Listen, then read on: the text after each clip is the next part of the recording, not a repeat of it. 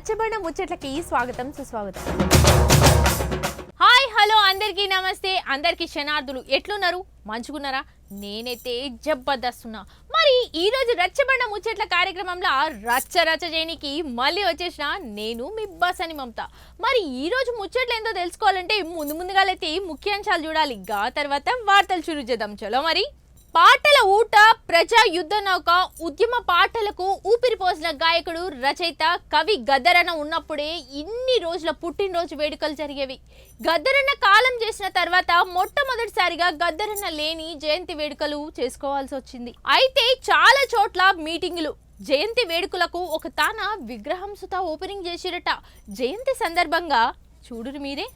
గద్దరన్న అంటే ఒక పాట, గద్దరన్న అంటే ఒక ఆట, గద్దరన్న అంటే ఒక కవి, గద్దరన్న అంటే ఒక తిరుగుబాటు. గసొంటి ప్రజా యుద్ధ నౌక గద్దరన్న జయంతి వేడుకలు అంటే పుట్టినరోజు ఉండే ఇయ్యాల. కానీ అన్న కాలం చేసినాక ఫస్ట్ జయంతి ఇదే అన్నమాట. ప్రజా యుద్ధ నౌక గద్దరన్నను తలుసుకునే దినం ఇదే కాబట్టి అంతటా మీటింగులు నడుస్తున్నాయట. ఇక ఒక తాన విగ్రహం సుతా పెట్టనీకి ప్రయత్నం చేస్తే సిటీ శివార్ల సంగారెడ్డి జిల్లా తెల్లపూర్ కాడ కట్టిరట ఈ విగ్రహము. ఈ రోజే ఓపెనింగ్ ఉందన్నట్టు.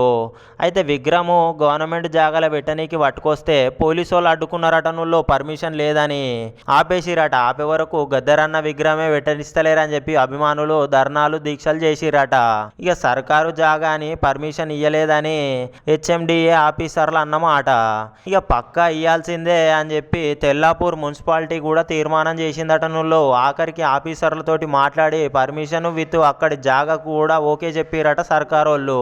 ఇక ఇయ్యాల కవులు, కళాకారులు, అభిమానులు, లీడర్లు అందరు వచ్చి ఓపెనింగ్ చేస్తారన్నట్టు.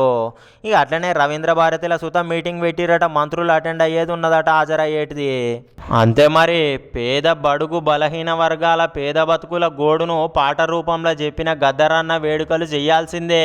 చూసిరు కదా ఇయాల్టి రచ్చబండ ముచ్చట్లు. మరి రేపొచ్చే రచ్చబండ ముచ్చట్లు మళ్ళీ కలుసుకుందాం. అంతవరకు సెలవు మరి.